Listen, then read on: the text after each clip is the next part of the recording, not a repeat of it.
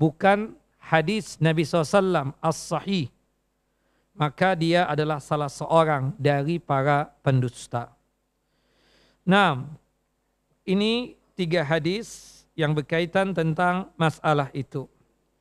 Kita melihat dari apa yang dikomentari oleh para ulama.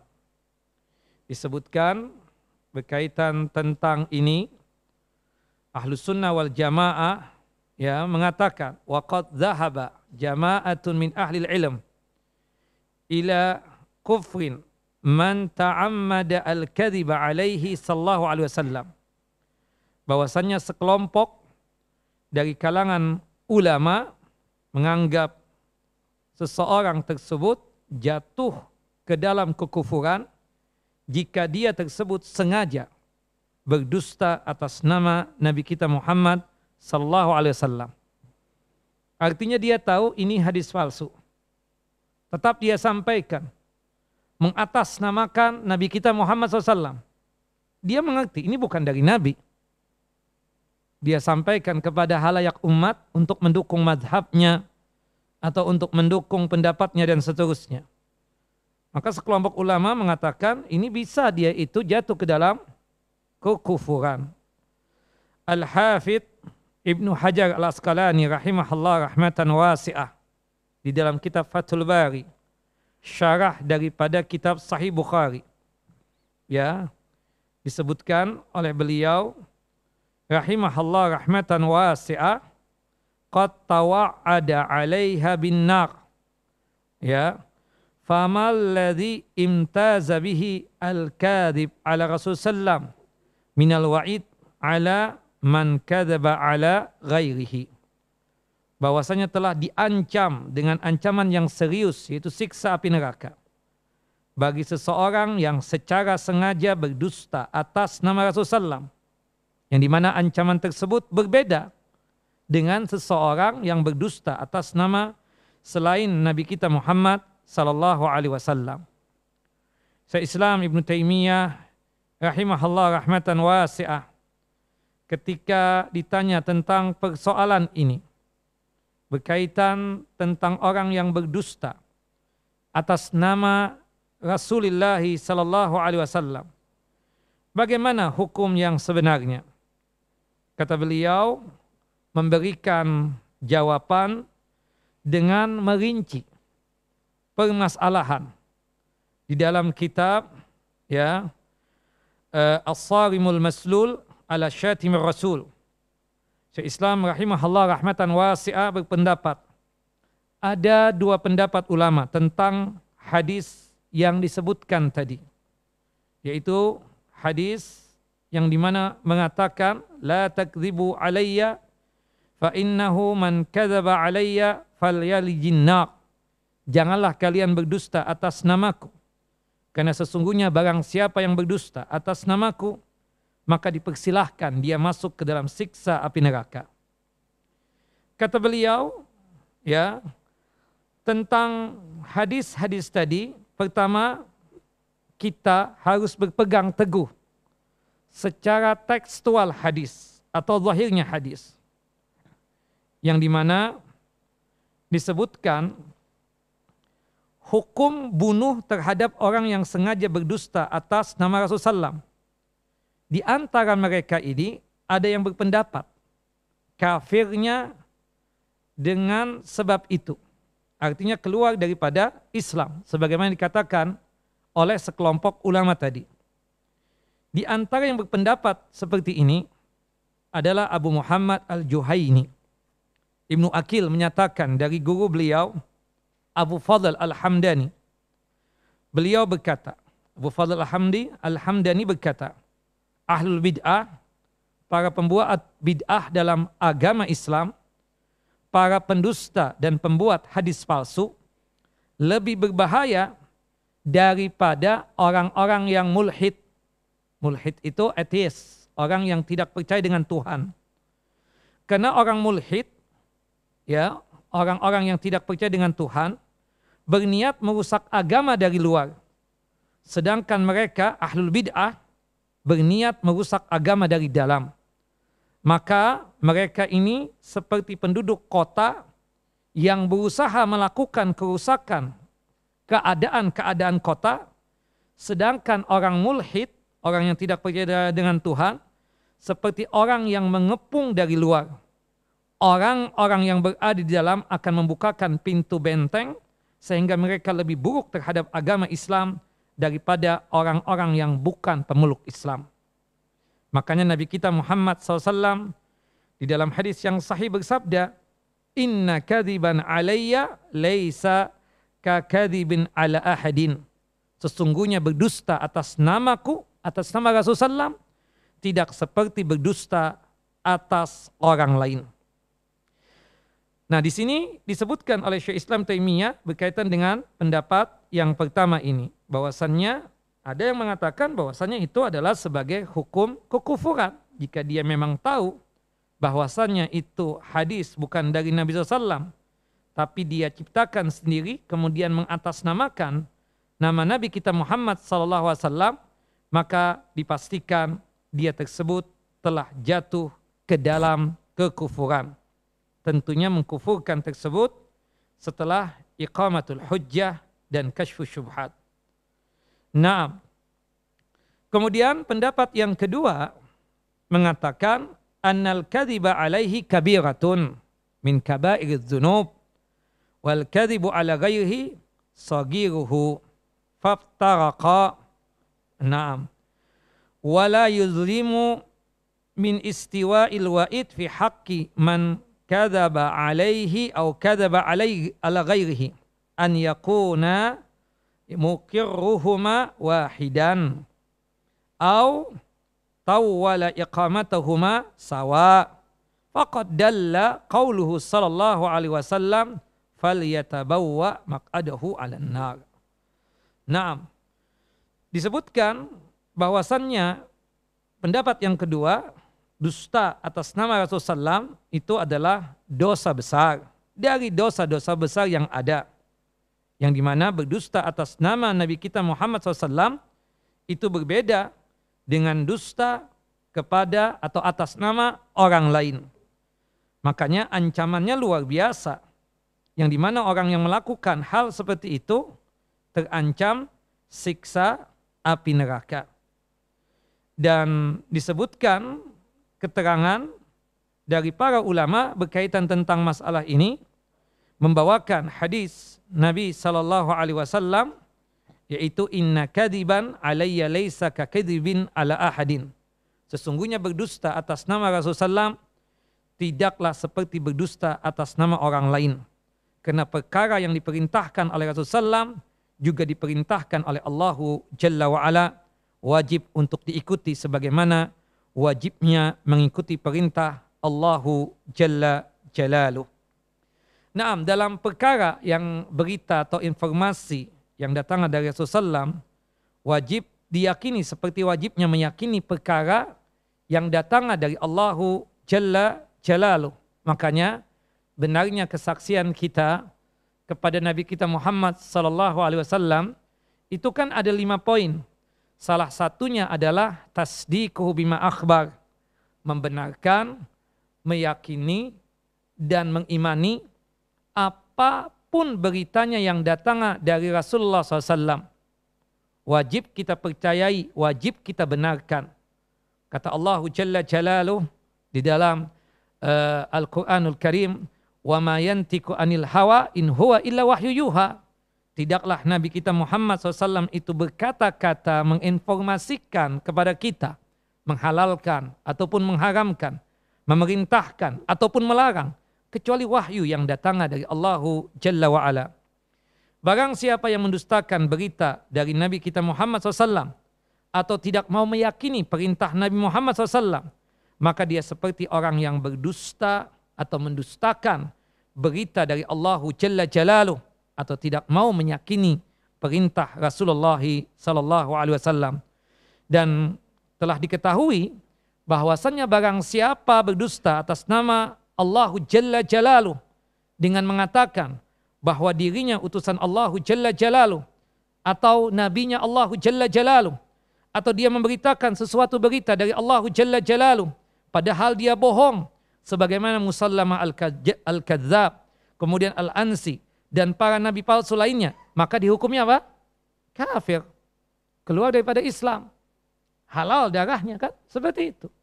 Musallamah Al-Kadzab, ya, Al-Ansi dan para nabi palsu yang lainnya. Demikian juga orang yang sengaja berdusta atas nama Rasulullah SAW. Karena kedudukan berdusta atas nama Allah sama dengan ya berdusta atas nama Rasulullah SAW, itu sama kedudukannya berdusta atas nama Allahu Jalla wa'ala. Oleh karenanya Allahu Jalla Jalaluh di dalam Al-Quran, dalam surah Al-Ankabut, surah yang ke-29, ayat 68, Allah menyatakan, وَمَنْ أَظْلَمُ مِمَّنِ ابْتَغَى عَلَى اللَّهِ كَذِبًا أَوْ كَذَّبَ بِالْحَقِّ لَمَّا جَاءَهُ. Dan siapa yang lebih zalim daripada orang-orang yang mengada-adakan kedustaan terhadap Allah atau mendustakan hak atau kebenaran tatkala al-haq atau kebenaran itu datang kepadanya. Bahkan ya, berdusta atas nama Allah lebih besar dosanya daripada mendustakan berita-beritanya. Oleh karenanya itu Allah lebih mendahulukannya. Sebagaimana orang yang jujur berbicara tentang Allahu Jalla Jalaluh lebih tinggi derajatnya daripada orang yang membenarkan beritanya Allahu Jalla wa'ala. Maka jika orang yang berdusta seperti orang yang mendustakan, atau bahkan lebih besar, dan orang yang berdusta ya atas nama Allah seperti orang yang mendustakan beritanya, maka orang yang berdusta atas nama Rasulullah SAW sama seperti orang yang mendustakannya. Karena perbuatan mendustakan itu sama. Karena mendustakan informasi atau berita sama dengan menyatakan bahwa dia tidak benar dalam beritanya, dan itu sama saja dengan menganggap agama Allah Jalla Jalaluh itu batil. Tidak ada bedanya antara mendustakannya dalam satu berita atau dalam seluruh berita. Dan dia menjadi kafir karena hal itu memuat pembatalan terhadap risalah dan agama Allahu Jalla wa'ala.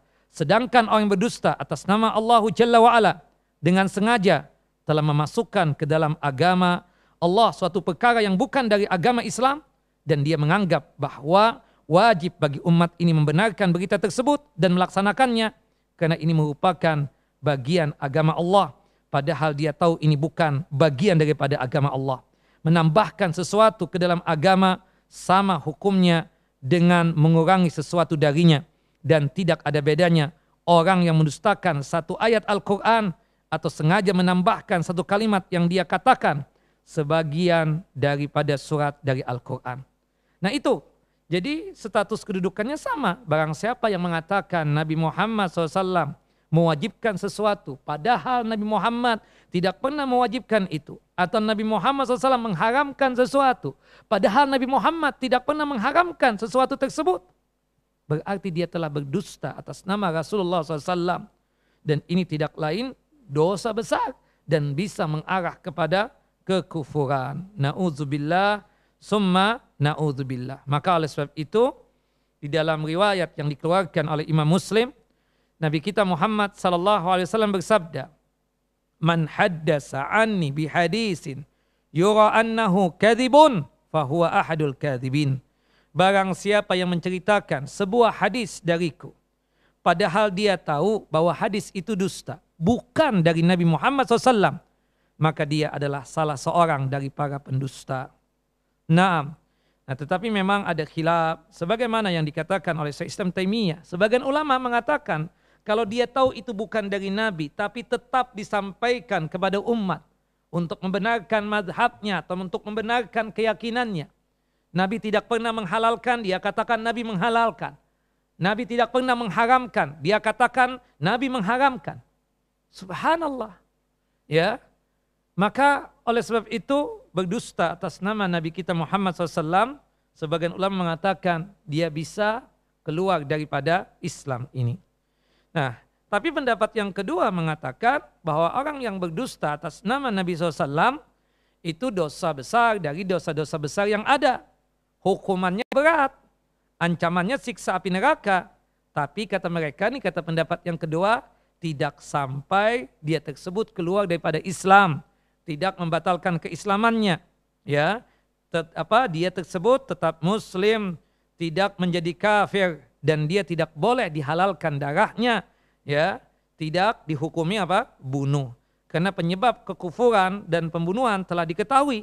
Sementara ya berkaitan tentang masalah ini ya tidak ada di dalamnya. Maka tidak boleh menetapkan sesuatu yang tidak ada dalilnya. Tetapi para ulama yang berpendapat dengan pendapat itu, ya, pendapat yang mengatakan pendapat yang kedua ini bahwasannya dia cuma sebatas dosa besar, tidak membatalkan keislamannya, tidak boleh dihukumi hukuman mati, ya.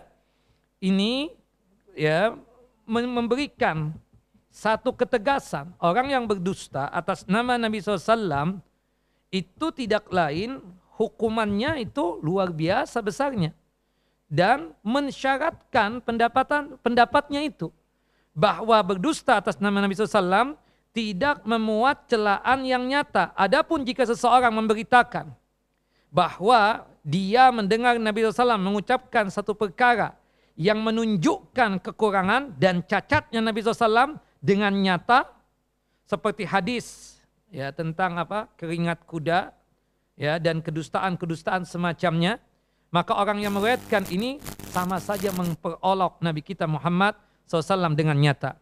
Maka tidak diragukan lagi bahwa dia tersebut batal keislamannya, keluar daripada Islam ini.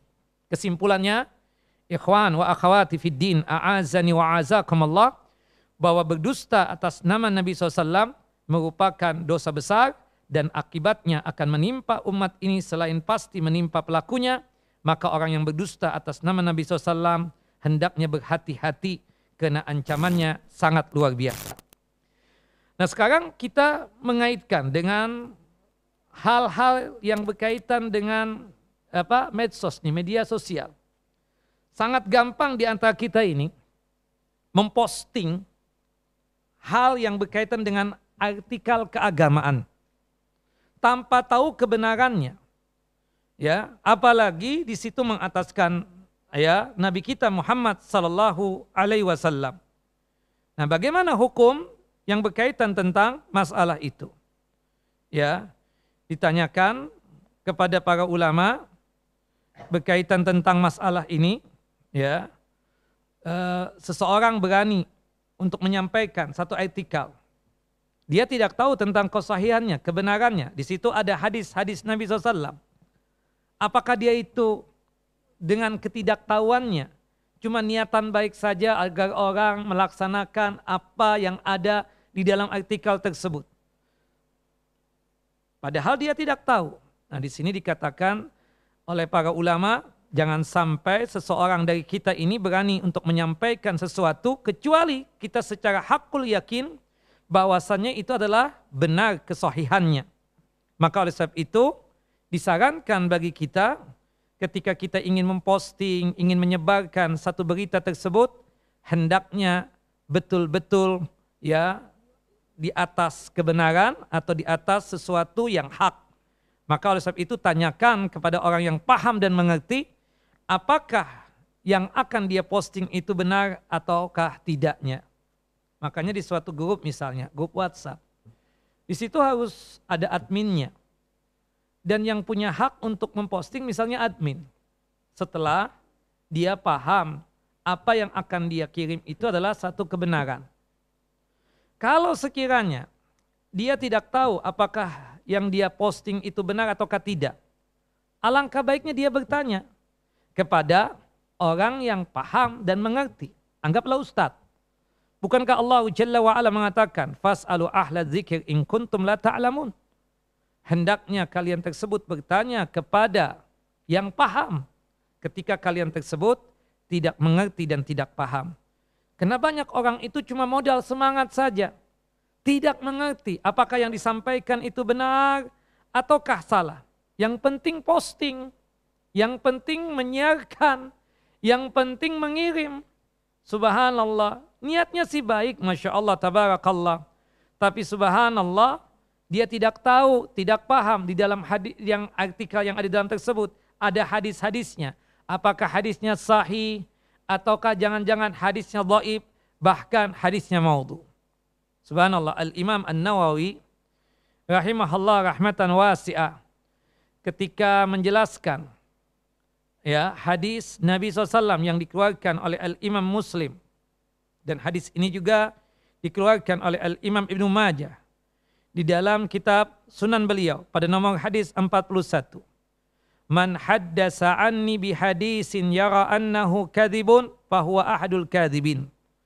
Barang siapa yang menceritakan dariku sesuatu hadis yang dia ketahui kedustaannya, maka dia termasuk di antara para pendusta tersebut.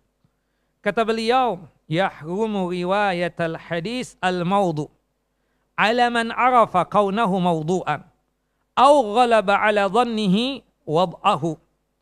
Faman rawa hadisan alima au dhanna wad'ahu walam yubayyin hala riwayatihi yani wada'ahu fahuwa dakhilun fi hadal wa'id. Haram hukumnya meriwayatkan hadis maudhu. Hadis maudhu ini puncaknya daripada hadis dhaif. Jadi secara umum hadis itu terbagi menjadi dua, sahih dan dhaif, dari jalur derajat dan martabat. Nanti hadis sahih ya termasuk cabangnya sebagian ulama mengatakan hasan. Ya, kemudian nanti ada sahih li dzatihi, ada sahih li ghairihi, ada hasan li dzatihi, ada hasan ya li ghairihi. Yang jelas kalau sekiranya dikatakan oleh seorang syekh atau ustadz, ini hadisnya derajatnya sahih atau ini derajatnya hasan menurut pendapat syekh ini, maka kita katakan itu betul-betul dari Nabi. Tapi dhaif banyak sekali, di antaranya puncaknya itu maudhu, ada mungkar ya dan selainnya. Ya. Nah, maudhu ini ya diartikan oleh sebagian ulama adalah kedustaan, kebohongan. Haram hukumnya meriwayatkan hadis maudhu bagi orang yang mengetahui atau menurut dugaan kuatnya bahwa derajat hadis tersebut adalah maudhu. Sebab itu barang siapa yang meriwayatkan satu hadis yang dia yakin seyakin-yakinnya atau ada sangkaan kuat bahwa derajat hadis tersebut adalah maudhu atau palsu, namun dia tidak menjelaskan derajatnya, maka dia termasuk dalam ancaman hadis tadi. Fahuwa ahadul kadzibin.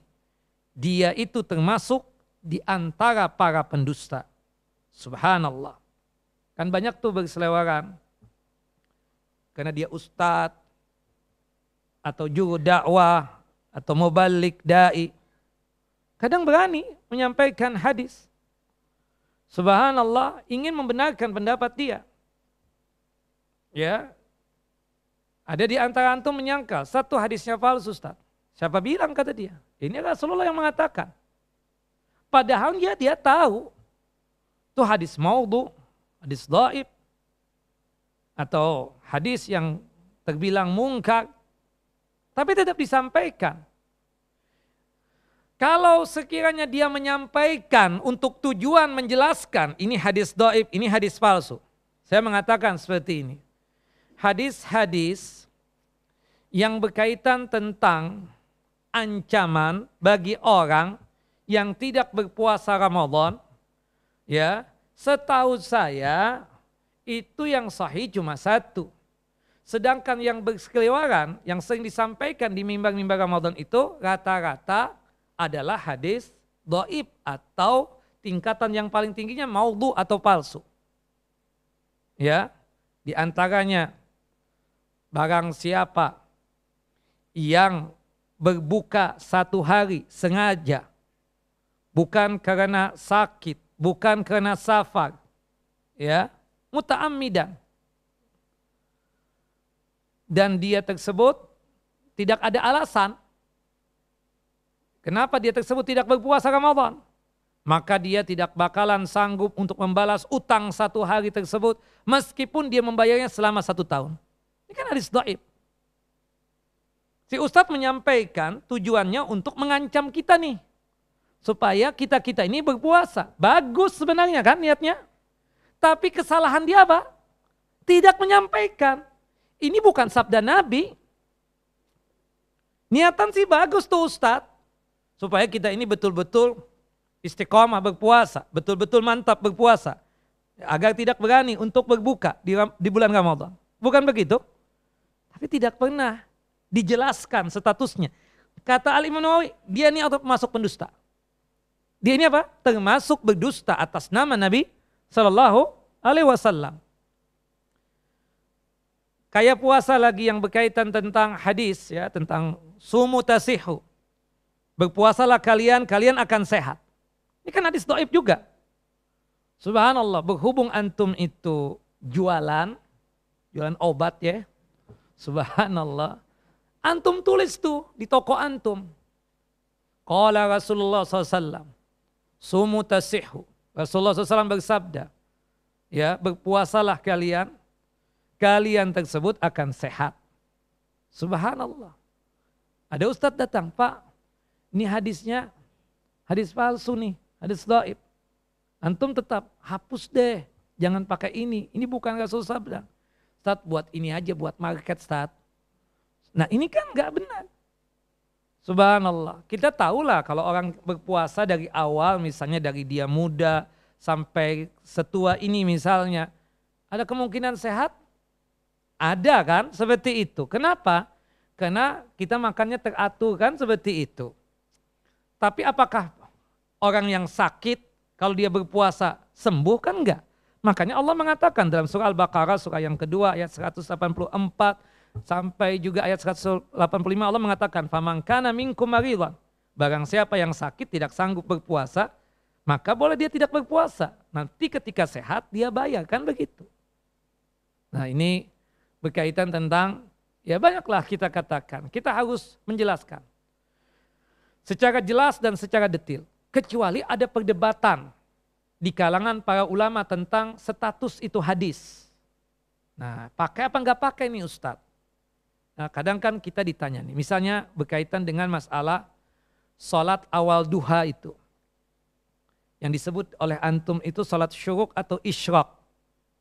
Sholat duhanya sih ada.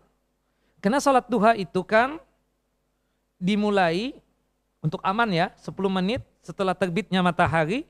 Dan berakhirnya waktu duha itu 10 menit sebelum zuhur. Sholat duha itu banyak istilahnya. Ada 4 istilah yang saya ketahui itu. Sholat duha, sholat isyraq atau syuruk, atau abrar, atau awwabin.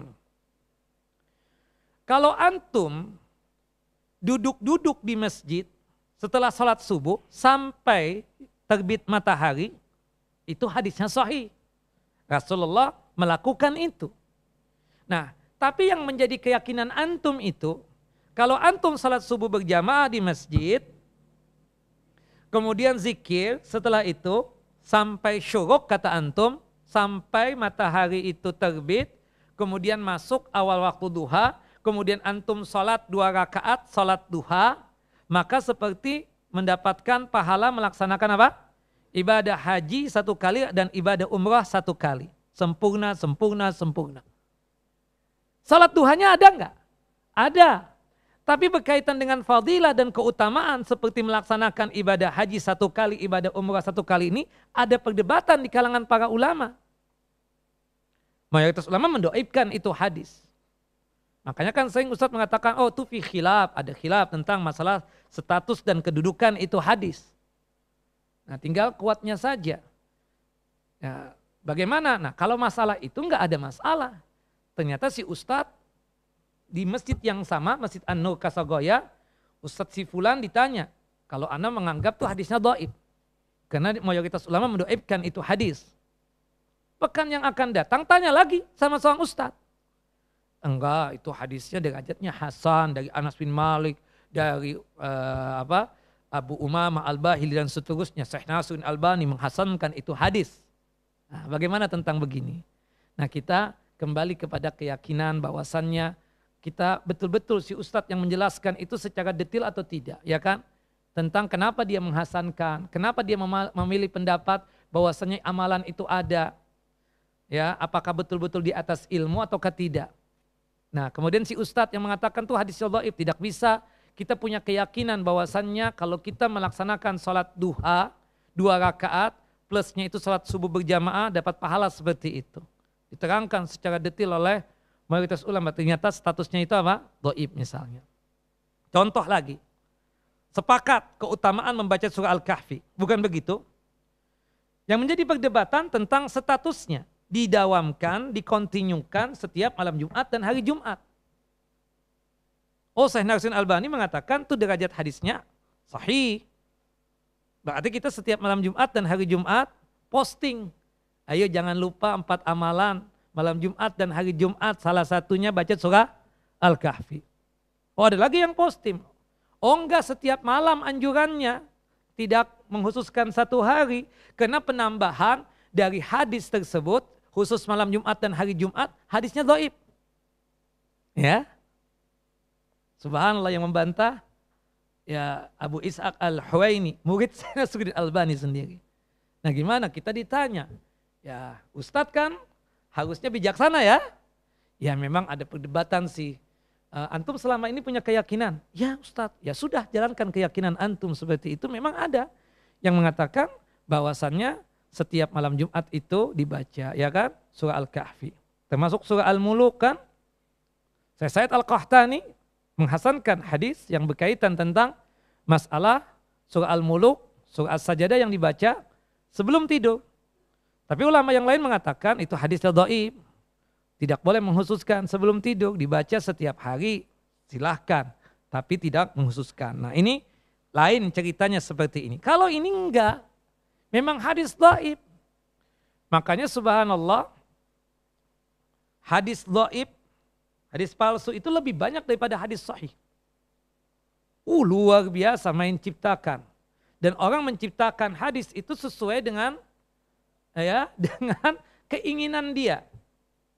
Apalagi waktu masih perang mazhab itu, barang siapa yang tidak ikut mazhab Hanafi maka dia kafir, bukan bagianku. Subhanallah, Rasulullah memang sejaman dengan Imam Abu Hanifah. Kan tolak jelas kan? Seperti itu. Nauzubillah min dzalik. Subhanallah. Nah, hal-hal seperti itu ada untuk membenarkan mazhabnya atau untuk melariskan dagangannya. Sampai diceritakan ada seseorang yang jual beli ayam. Dia bikin hadis agar ayamnya laku. Subhanallah. Jadi kan masalah kurma saja memang ada hadis yang kata-kata ajwa itu. Kata Syekh Abdul Aziz bin Baz, ya semua kurma itu penuh dengan keberkahan. Jadi kurma apapun yang penting, kata beliau, dikonsumsi 7 butir di setiap hari, insya Allah mencegah agar jangan sampai diganggu oleh jin seperti itu. Tapi kan antum sudah tertanam dalam pikiran, kurma ajwa, makanya lebih mahal kan? Seperti itu. Kalau anak enggak Pak, anak sukanya ambar misalnya, atau sokoi, atau majul kan lebih enak, kan? Subhanallah. Ustadz mau ajwa, enggak, majul aja. Mahalan Ustadz? Iya, antum kan nawarin anak. Nah jadi kata beliau rahimahullah rahmatan wasi'ah, Syekh Abdul Aziz bin Baz, artinya apapun kurmanya. Itu kan umum, keumuman yang ada. Naam, wallahu a'lam bissawab. Naam. Nah jadi kalau kita hakul yakin itu dhaif, tinggalkan. Dan kalau toh kita menyampaikan sekedar untuk apa? Menjelaskan bahwasannya ini hadis dhaif seperti itu. Wallahu a'lam bissawab. Naam. Kita lihat komentarnya Al-Hafidh Ibnu Hajar Asqalani rahimahullah rahmatan wasi'ah. Ketika menjelaskan hadis Nabi SAW yang dikeluarkan oleh Al-Imam Al-Bukhari dan Muslim. Man kadzaba alayya muta'ammidan falyatabawwa maq'adahu minan nar. Barang siapa yang berdusta atas namaku dengan sengaja, maka hendaknya dia bersiap-siap mengambil tempat duduknya di dalam api neraka. Kata beliau Al-Hafidh Ibnu Hajar Asqalani, ya, para ulama sepakat bahwa sengaja berdusta atas nama Rasulullah SAW termasuk dosa besar. Bahkan Abu Muhammad Al-Juwaini sangat keras sehingga mengkafirkan orang yang sengaja dusta atas nama Rasulullah SAW. Dan mereka bersepakat haramnya meriwayatkan hadis maudhu atau hadis palsu kecuali disertai keterangan yang menjelaskan kepalsuan tersebut berdasarkan hadis-hadis Nabi SAW yang lainnya. Di antaranya Disebutkan di dalam hadis yang lain, qala Rasulullah sallallahu alaihi wasallam. Rasulullah sallallahu alaihi wasallam bersabda, "Inna kadiban alayya laisa ka kadibin ala ahadin." Sesungguhnya berdusta atas namaku tidaklah seperti berdusta atas nama orang lain. Subhanallah. Dikomentari lagi oleh para ulama berkaitan tentang masalah ini.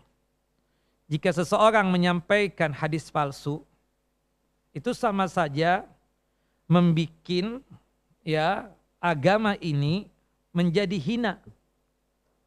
Makanya subhanallah, orang yang menambah-nambah padahal itu bukan dari Al-Quran, bukan dari hadis, itu sama sifatnya itu seperti orang yang mengurangi. Makanya dalam beragama itu kedudukannya itu kan wasat, di tengah-tengah. Iktisad, sederhana. Sederhana itu tanpa bersikap ifrat. Ifrat itu menambah-nambahi sesuatu yang tidak diajarkan oleh Nabi kita Muhammad SAW. Ada tafrid. Tafrid itu mengurangi. Ya, Rasulullah sudah membuatkan porsi ya dalam beragama ini dengan mengajarkan ya kepada kita semua. Dikurang-kurangi porsi tersebut. Nah jadi orang yang suka membuat hadis palsu atau menyampaikan hadis palsu, ya itu sifatnya menambahi, itu sama saja membikin aib dalam masalah din dan beragama ini. Subhanallah. Maka oleh sebab itu, wala farqa baina man yakdzib bi ayatin minal Qur'an au yudifu kalaman yaz'amu annahu suratan minal Qur'an amidan lidzalika. Makanya tidak ada bedanya tuh.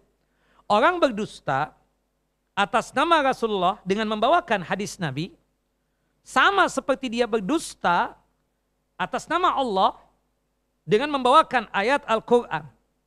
Atau dia menyandarkan itu omongan dia kepada hadis Nabi SAW. Itu sama seperti dia menyandarkan omongan kepada satu surah dari Al-Quranul Karim. Atau satu ayat dari Al-Quranul Karim secara sengaja. Ini jelas penghinaan, mengolok-olok terhadap din dan agama ini. Wa aidan fa inna ta'ammuda al-kadhibi alaihi istihza'un bihi wa istighfafun. Dan orang yang sengaja fa in ta'ammada al-kadhiba alaihi, kalau dia sengaja berdusta atas nama Rasulullah, berarti itulah pengolok-olokan terhadap agama dan ingin melecehkan din dan agama ini. Li'annahu yad'umu annahu amrun bi asya'in laysat mimma amara bihi. Karena dia mengklaim bahwasannya ini adalah perkara dari sesuatu yang itu bukanlah perkara din dan agama. Dan itu tidak boleh untuk disampaikan seharusnya. Tapi dia tetap sampaikan. Dan ini mengakibatkan kebatilan di dalam beragama. Na'udzubillah, na'udzubillah. Hati-hati terhadap hal yang demikian. Maka penting kiranya itu kita menanyakan kepada ustadz ketika ustadz itu tidak menjelaskan tentang kesahihan satu hadis. Atau kita ragu dengan apa yang disampaikan oleh ustadz. Ustadz Al-Afu tadi antum menyampaikan satu hadis. Tapi antum tidak menjelaskan siapa perawi itu hadis. Kemudian siapa yang mengeluarkan itu hadis. Seorang ustadz harus siap untuk menjawab pertanyaan itu. Siapapun ustadznya. Karena seseorang yang hadir di kajian untuk menyampaikan ilmu, dia harus persiapan. Nah kalau toh misalnya dia tidak tahu, dia bisa pending. Setahu anak itu sahih, cuma untuk pastinya nanti anak akan jawab pada pertemuan yang akan datang. Kan bisa begitu. Ya berkaitan dengan masalah apapun. Masalah apapun. Apalagi yang berkaitan dengan keyakinan ya. Apalagi yang berkaitan dengan akidah. Hati-hati betul. Jangan sampai seorang ustadz itu tidak paham, tidak mengerti apa yang dia sampaikan berkaitan dengan kebenaran dari apa yang ingin dia sampaikan, terutama tentang hadis-hadis Nabi Sallallahu Alaihi Wasallam. Wallahu a'lam bissawab. Tapi adzan dulu, habis adzan pertanyaannya. Sampai jam berapa? 7:30. 10 menit. Adzan dulu deh.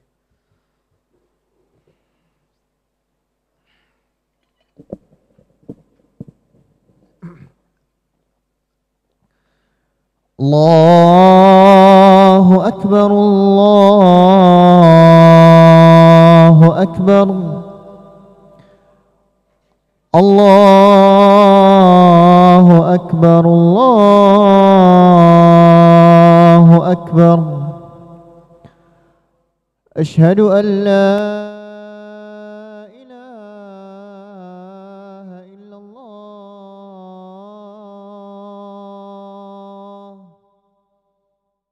أشهد أن لا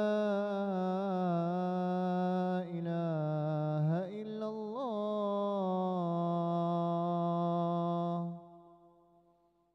أشهد أن محمد رسول الله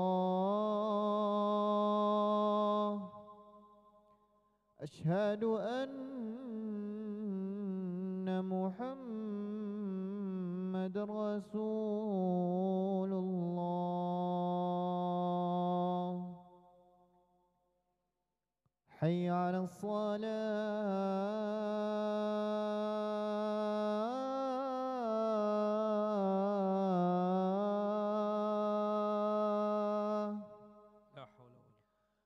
حي على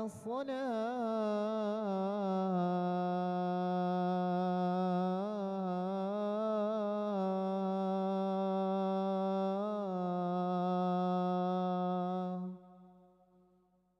حي على الفلاح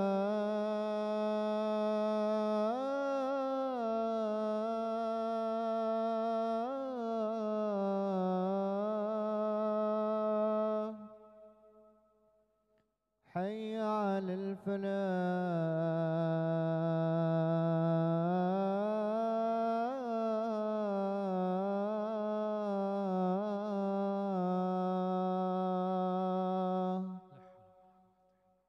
الله أكبر الله أكبر لا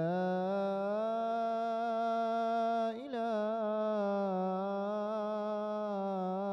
إلا الله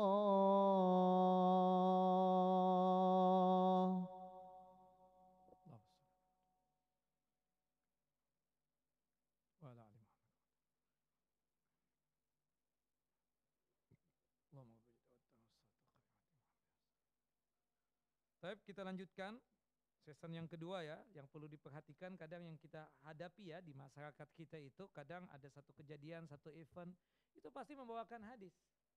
Coba antum perhatikan. Datang bulan Rajab misalnya. Itu banyak tuh hadis-hadis. Cuma sayangnya kadang kebanyakan hadis palsu. Ya, bulan Sya'ban juga. Nanti bulan Dzulhijjah nih. Pernah nggak antum dengar bahwa siapa yang menghabarkan sudah masuk tanggal 1 Dzulhijjah, maka dia tersebut akan diharamkan dari api neraka. Gampang banget ya. Subhanallah. Itu ada yang begitu. Dan memang kenyataannya sebagaimana disebutkan oleh Al-Imam As-Suyuti dalam kitab Tadribur Rawi jilid yang pertama halaman 335 bahwasannya banyak orang-orang munafik ya yang membuat hadis-hadis palsu tersebut. Ya. Disebutkan seperti yang diriwayatkan oleh Al-Uqaili bin Hammad bin Zaid bahwa orang-orang zindik atau munafik yang pernah membuat hadis palsu sebanyak 14.000 hadis. Palsu semua, maudhu semua. Dan 3 orang yang terkenal sebagai pemalsu hadis pernah membuat hadis palsu lebih 4.000 hadis. Bayangkan.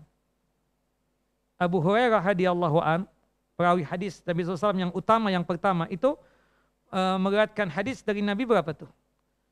Lebih daripada 5.000 hadis. Ini yang ketahuan ya, yang disebutkan oleh Al-Imam As-Suyuti.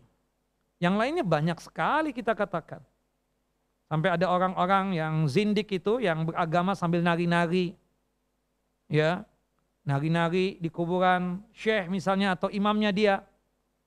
Mereka membawakan hadis dulu. Seakan-akan menari-nari itu sebagai ibadah. Na'udzubillah min dzalik. Dan banyak lagi yang lainnya. Banyak lagi yang lainnya. Apalagi yang berkaitan tentang masalah nasab dan keturunan. Waduh, banyak juga itu.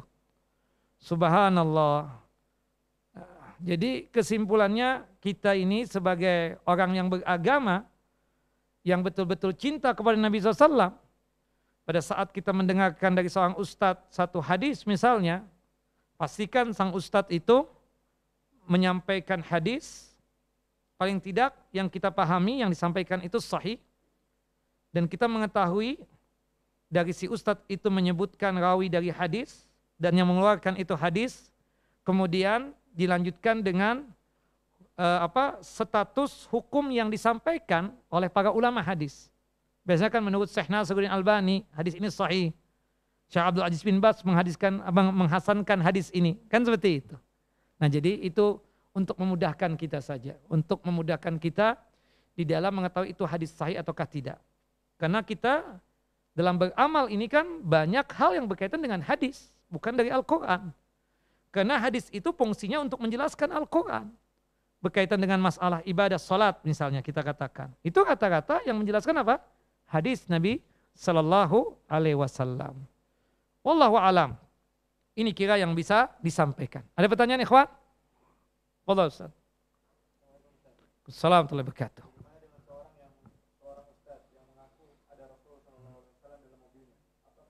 Allahu Akbar. Antum percaya? Ya kan udah lah. Ngapain ditanyain lagi? Kan gak masuk akal kan? Subhanallah di lampu merah anak ketemu tuh Nabi. Nabi ngasih isyarat, jangan jalan dulu karena merah. Ya benarlah peraturan lalu lintas. Astagfirullahaladzim. Makanya nih subhanallah saya juga kadang orang ada ustadz atau siapapun ya juga dakwah kiai atau yang lainnya. Itu kalau sudah menceritakan tentang kualitas dirinya, membawa Nabi SAW, jadi rendah tuh ustadz. Para ulama, saya nggak pernah mendengar Syekh Nasiruddin Albani, Syekh bin Baz, Syekh Muhammad Shalih Utsaimin, Syekh Shalih Al Fauzan atau yang lainnya menceritakan tentang dirinya. Kemungkinan besar dia pernah bermimpi, berjumpa dengan Nabi SAW. Bukan begitu? Tapi kadang, misalnya kitalah sebagai ustadz, apa manfaatnya Ana menceritakan Ana bermimpi bertemu dengan Nabi SAW? Tujuannya buat apa? Supaya antum-antum tuh ikut Ana kan? Oh si ustadz hebat banget ya. Subhanallah. Apa? Kalau bukan karena itu nggak mungkin lah. Supaya antum ini betul-betul jadi pengabdi Ana. Taat sama Ana kan begitu. Subhanallah. Dan itu bukan wahyu. Ya. Benar hadis sahih kalau berjumpa dengan Nabi dalam mimpi itu memang Nabi Muhammad SAW. Karena bangsa jin tidak bisa menyerupai Nabi kita Muhammad SAW. Tapi kalau toh kita mimpi, apakah kita sampaikan? Enggak. Buat apa? Mentazkiyah diri kita, mensucikan diri kita, kita orang suci. Nauzubillah min dzalik. Itu loh. Makanya kita kadang, ya Allah, ngapain juga si ustadz cerita dia mimpi ketemu. Syekh besar enggak pernah menyebut itu. Itulah. Jadi itu simbol orang-orang yang memang ingin minta dimuliakan, diagungkan dengan cara menyebut siapa? Nabi Muhammad SAW. Oh si ustadz nih. Ada sesuatu ini, majdub ini, ya kan? Seperti itu. Orang hebat nih, ada keramatnya nih si ustadz. Ujung-ujungnya kita meninggal, kuburan kita disanjung-sanjung kan akhirnya dicari menunjukkan ada keberkahan dan lain sebagainya. Hati-hati. Kalau sudah dia menyebutkan, Ana pernah ketemu dengan Nabi dalam mimpi Ana. Oh, kita perlu pertanyakan, ngapain Ustaz inti cerita begitu? Iya kan? Sudahlah cerita ini ayatnya, nih hadisnya, dan yang lainnya. Saya nggak pernah mendapatkan Al-Hafidh Ibnu Hajar, yang dimana kurang lebih 16 tahun atau 17 tahun itu mensyarah hadis kitab Sahih Bukhari itu, kitab Sahih Bukhari. Nggak pernah dalam kitabnya itu menyebutkan, Ana bermimpi dengan Nabi SAW. Nggak ada kan? Al-Imam Nawawi rahimahullah rahmatan wasi'ah yang mensyarah ya kitab Sahih Imam Muslim itu. Nggak pernah menyebutkan. Mana ulama yang lain? Sebelumnya Syekh Islam Taimiyah ya, kita katakan sebelumnya lagi Al-Imam Ibnu Mandah. Mana pernah menyebutkan? Tidak ada. Tabi'in, mana ada? Tabi'in yang sejaman dengan sahabat Nabi SAW ya. Nah jadi itu untuk menunjukkan dia itu gimana gitu loh. Ana wali berarti kan begitu loh. Ya Allah, wali itu sangat gampang ya Ustadz, ya Syekh, ya Fulan. Wali itu kan artinya dia tersebut melaksanakan perintah-perintah Allah dan menjauhkan diri dari hal yang dilarang oleh Allahu Jalla Jalaluh. Yaitu bertakwa kepada Allah Jalla wa'ala, beriman kepada Allah dan bertakwa kepada Allah. Itulah wali. Kan seperti itu. Ini enggak. Cuma mengaku berjumpa dengan Nabi dalam mimpi, tapi amalannya bertentangan dengan syariat.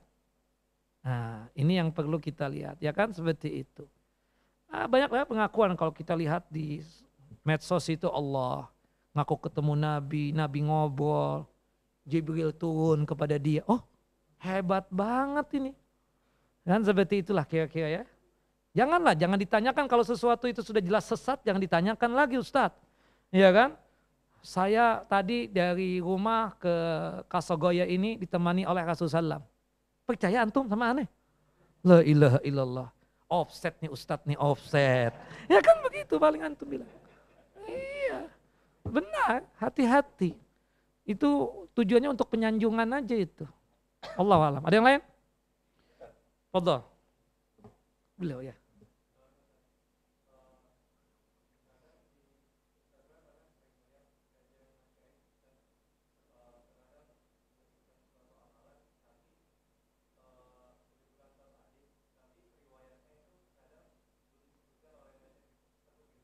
Karena ma'ruf hadisnya sahih. Ma'ruf sudah ketahuan hadisnya itu sahih. Tapi ada yang menanyakan ketika ada yang tidak mengerti, Ustaz, ini status hadisnya gimana ya? Apalagi yang berkaitan dengan perdebatan di antara para ulama.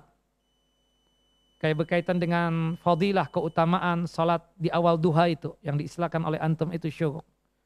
Antum tanya sama anak, gimana statusnya itu? Nah, ini memang ada perdebatan, ada khilaf di kalangan ulama. Semampu kita untuk menyampaikan kepada antum supaya antum puas dengan jawaban anak itu.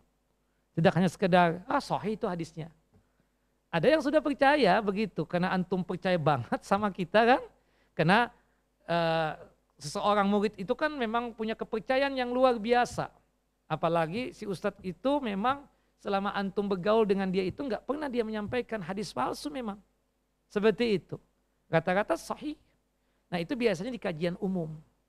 Kalau di kajian umum itu sangat jarang yang bertanya tentang status hadis. Biasanya di kajian khusus. Itu syekh membongkar, menjelaskan. Beda seorang syekh yang ngajar untuk orang awam. Ya, karena orang awam gak bakal perhatian apakah itu status hadis ya kan. Berhubung syekh itu menyampaikan secara umum saja. Tapi ketika di kelas, syekh menyampaikan. Ini hadisnya dari fulan. Disahihkan oleh si fulan. Yang mengeluarkan hadis ini si fulan, nomor hadisnya sekian. Itu kalau di kuliah begitu. Tapi kalau kajian umum di masjid-masjid memang kita katakan sekedar yang penting menyampaikan, apalagi khutbah Jumat. Apalagi apa? Khutbah Jumat. Tapi kadang ada juga syekh yang menyampaikan, paling tidak perawinya kan seperti itu. Kata-kata, apalagi kalau misalnya itu ada perdebatan, setahu saya syekh itu biasanya menyampaikan dengan penguatan begitu. Wallahu a'lam bissawab. Nah, beliau mungkin sekali dua kali tidak menyampaikan itu yang antum tahu kan.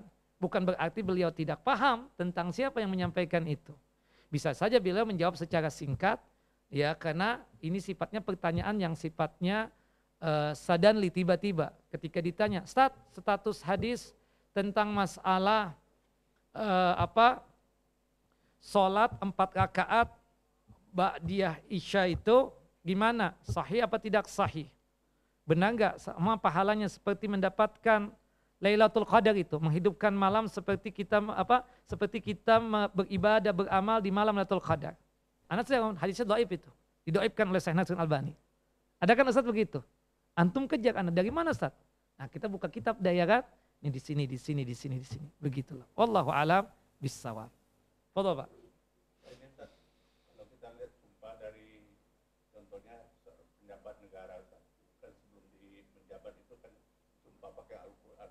Ya. Tapi dalam sumpah itu tidak melaksanakan apa yang telah diucapkan itu. Iya. Ketika seseorang menyebutkan demi Allah saya akan menjalankan tugas ini dan saya tidak bakalan mengambil yang bukan hak saya, baik langsung ataupun tidak langsung. Ternyata dia berdusta. Maka dia dihukumnya apa? Dosa besar, Pak. Ya, dosa besar. Karena bersumpah atas nama Allah Jalla wa'ala, tapi dia tidak menjalankan sumpahnya tersebut. Dusta. Kayak anak, Pak, antum kawin lagi ya? Wallahi enggak Ustaz, demi Allah. Padahal antum pernah kawin lagi. Dusta enggak antum? Dan antum membawa nama Allah supaya anak percaya kan? Oh iya enggak, Bapak itu enggak kawin lagi. Siapa bilang buka pos? Karena dia takut, karena anak istri beliau masih kerabat anak istri yang pertama. Ya kan begitu loh. Tapi antum menghindari itu dengan mengucapkan nama Allah. Antum berarti dosa besar dan terkena kafarat. Ya kan, kafaratnya apa? Disebutkan dalam surah Al-Maidah, kalau nggak salah ayat 89 itu, ya, fa kafaratu it'amu asarati masakina min awsati ma tut'imu ahlikum au kiswatuhum au tahrir raqabah. Memberikan makan kepada 10 orang fakir miskin sesuai makanan yang biasa antum makan, atau memberikan pakaian 10 orang fakir miskin, atau membebaskan budak. Satu di antara 3 ini nggak sanggup, antum berpuasa 3 hari. Sebagai wujud apa? Kebusan dosa, kafarat namanya. Subhanallah, antum berdusta nih. Itu anak ketahuan nih sama si Azhar nih. Padahal nggak apa-apa, cuma nanya aja. Halal kok kan seperti itu. Kenapa mesti bohong sama anak? Atau ya kan seperti itu. Pakai wallahi, demi Allah, enggak siapa yang bilang. Ya itu dusta karena sama dengan itu Pak tadi. Antum sama aja, apa bedanya dengan si fulan tadi? Yang menjabat tadi, yang berdusta tadi itu. Sama dengan yang antum lakukan tadi. Wallahu a'lamu bis-shawab. Baik, cukup. Wassallallahu Nabi Muhammad wa ala ali Muhammad kama sallaita ala Ibrahim wa ala ali Ibrahim innaka Hamidun Majid. Allahumma barik ala Muhammad wa ala ali Muhammad kama barakta ala Ibrahim wa ala ali Ibrahim innaka Hamidun Majid. Subhanakallahumma wa bihamdika asyhadu an la ilaha illa anta astaghfiruka wa atubu ilaik. Assalamualaikum warahmatullahi wabarakatuh.